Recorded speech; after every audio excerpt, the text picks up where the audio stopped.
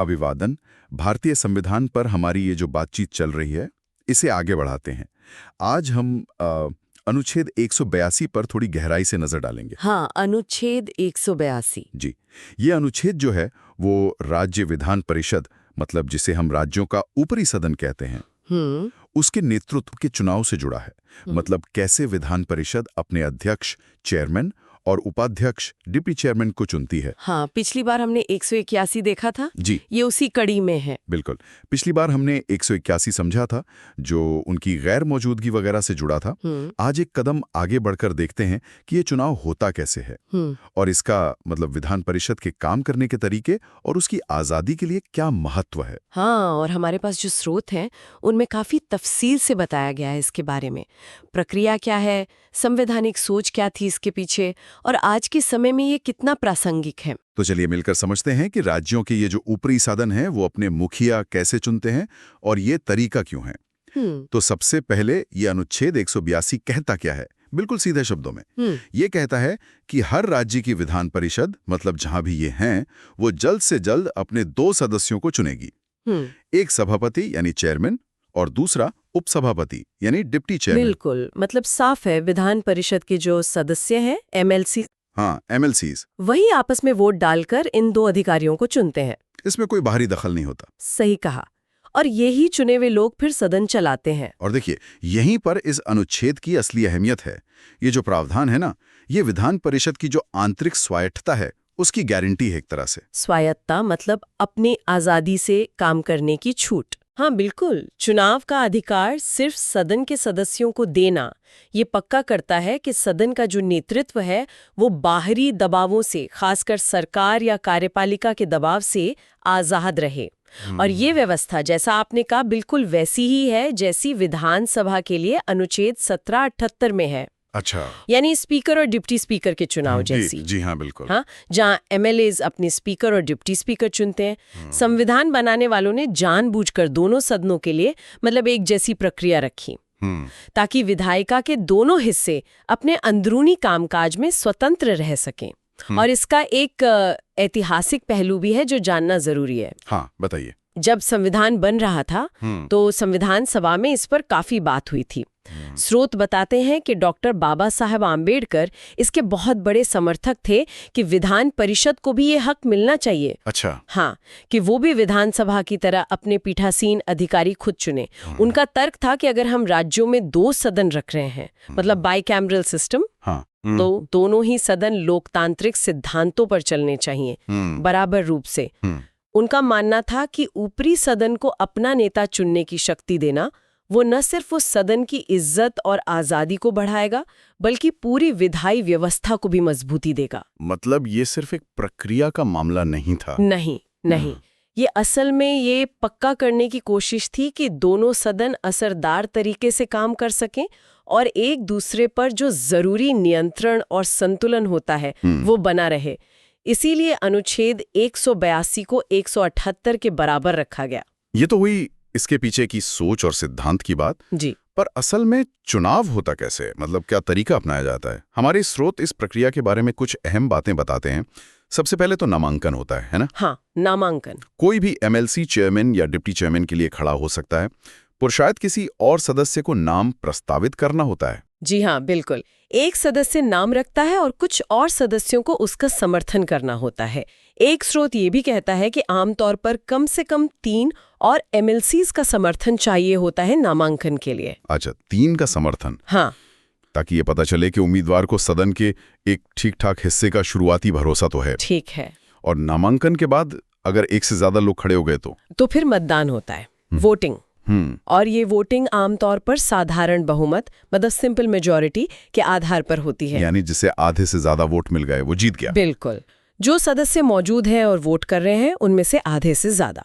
और एक खास बात जो स्रोत बताते हैं वो ये कि ये मतदान अक्सर गुप्त मतपत्र यानी सीक्रेट बैलेट से होता है। गुप्त? हाँ, क्यों? ताकि सदस्य बिना किसी डर या दबाव के अपनी पसंद के उम्मीदवार को वोट दे सकें।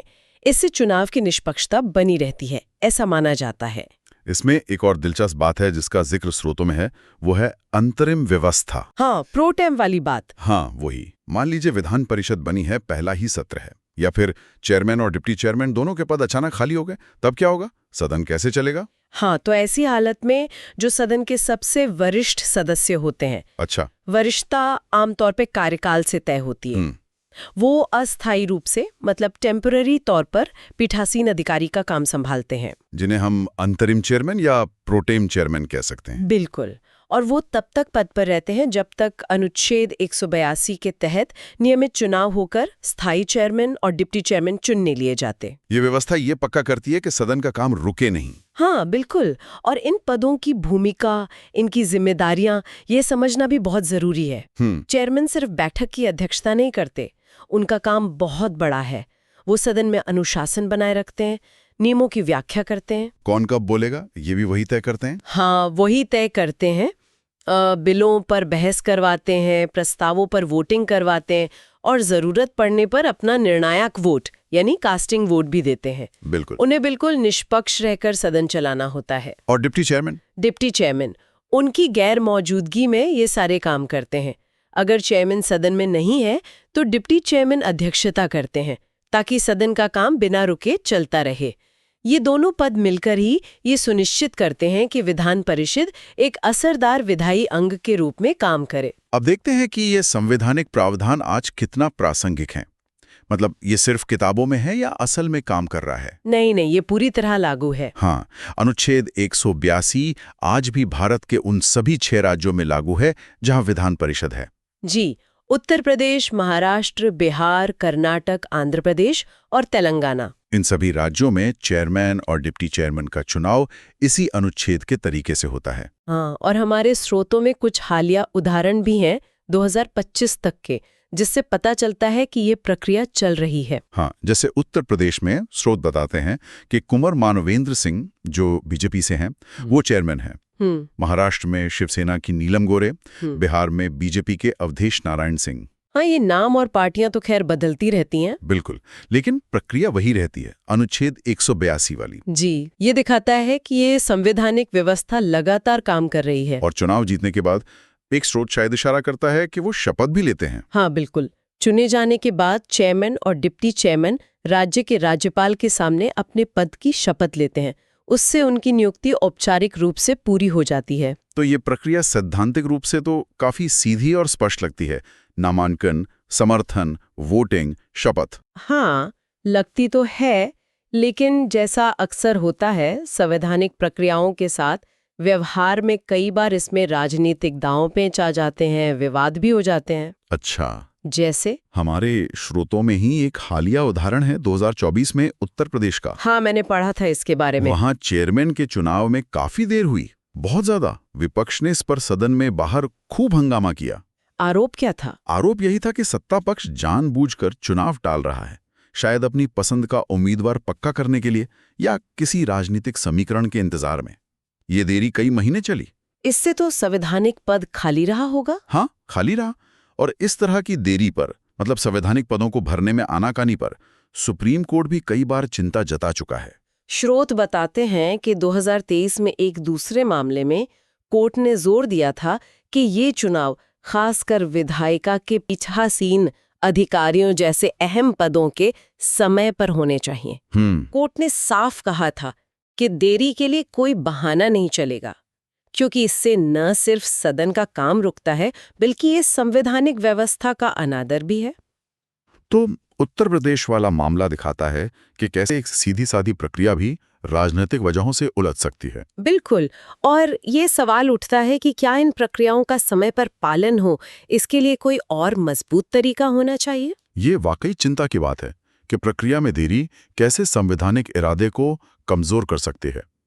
लेकिन अच्छी बात यह है कि इसके ठीक से चलने के उदाहरण भी है हमारे पास। हाँ, बिल्कुल है। जैसा स्रोत बताते हैं, कर्नाटक विधान परिषद में 2024 में स्थिति बिल्कुल अलग थी। जी। जब वहां नया सत्र शुरू हुआ और चेयरमैन का पद खाली हुआ तो प्रक्रिया का सही से पालन हुआ। पहले सबसे वरिष्ठ सदस्य ने अंतरिम चेयरमैन का काम संभाला, ताकि कोई गैप ना आए। हाँ, और फिर फौरन अनुच्छेद 182 के तहत चुनाव की प्रक्रिया शुरू हुई। नामांकन, मतदान सब हुआ और बीजेपी के बसवराज होरट्टी चेयरमैन चुने गए और M.K. प्राणेश उपाध्यक्ष बने। हाँ, और ये सब बिना किसी फालतू की देरी या विवाद के हो गया। कर्नाटक का ये उदाहरण बिल्कुल सही है। ये दिखाता है कि जब राजनीतिक इच्छा हो और संवैधानिक प्रक्रियाओं का सम्मान हो, हाँ, तो अनुच्छेद 182 की व्यवस्था कितने अच्छे से काम कर सकती है। इससे न सिर्फ सदन को वक्त पर नेतृत्व मिलता है, बल्कि सदस्यों और जनता में भी व्यवस्था पर भरोसा बढ़ता है। ये उत्तर प्रदेश वाले मामले से एकदम उलट तस्वीर है। सही कहा। ये बताता है कि प्रक्रियाओं का पालन कितना जरूरी है। बिल्कुल। और अगर हम इस पूरी व्यवस्था को थोड़ा और बड़े नजरिए से देखें, तो अनुच्छेद 182 सिर्फ एक चुनावी नियम नहीं है। ये असल में राज्य विधानमंडल के अंदर शक्ति संतुलन और लोकतांत्रिक जवाबदेही का एक बहुत जरूरी हिस्सा है। शक्ति संतुलन कैसे? देखिए, विधान परिषद को अपना नेतृत्व खुद चुनने का अधिकार देना उसे कार्यपालिका यानी सरकार के असर से बचाता है, उसकी एक स्वतंत्र पहचान पक्की करता है। आप सोचिए, अगर चेयरमैन और डिप्टी चेयरमैन की नियुक्ति सरकार करती तो क्या सदन उतनी आजादी से काम कर पाता? शायद नहीं। शायद बिल्कुल नहीं। सदस्यों का अपने पीठासीन अधिकारियों को चुनना ये सदन की सामूहिक इच्छा का प्रतीक है, और ये पक्का करता है कि नेतृत्व सदन के प्रति जवाबदेह हो, सरकार के प्रति नहीं। और ये आजादी इसलिए भी जरूरी है क्योंकि विधान परिषद का काम अक्सर क्या होता है? कानूनों की समीक्षा करना, सरकार के काम पर नजर रखना। हाँ, अलग अलग हितों को आवाज देना। बिल्कुल। इन कामों को असरदार तरीके से करने के लिए सदन का स्वतंत्र होना बहुत जरूरी है। तो अनुच्छेद 182 को हम विधान परिषद की स्वतंत्रता का एक कवच कह सकते हैं, एक ऐसा प्रावधान जो उसे बाहरी दबाव से बचाता है और राज्य स्तर पर शक्तियों के बंटवारे के सिद्धांत को मजबूत करता है। हाँ बिल्कुल, ये 2 सदनों वाली व्यवस्था की कामयाबी के लिए एक अनिवार्य शर्त है। तो इस पूरी बातचीत का सार क्या निकलता है, मतलब निचोड़ क्या है? अनुच्छेद 182 विधान परिषद को एक बुनियादी लेकिन बहुत बहुत महत्वपूर्ण शक्ति देता है, अपना नेता खुद चुनने की शक्ति। MLCs वोट डालते हैं, चेयरमैन और डिप्टी चेयरमैन चुने जाते हैं।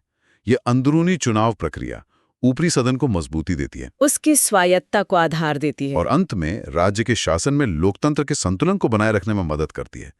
संक्षेप में कहें तो यह अनुच्छेद विधान परिषद के असरदार और स्वतंत्र रूप से काम करने के लिए एकदम केंद्र में है। हाँ, इसके बिना ऊपरी सदन की भूमिका शायद उतनी असरदार ना रहे। बिल्कुल।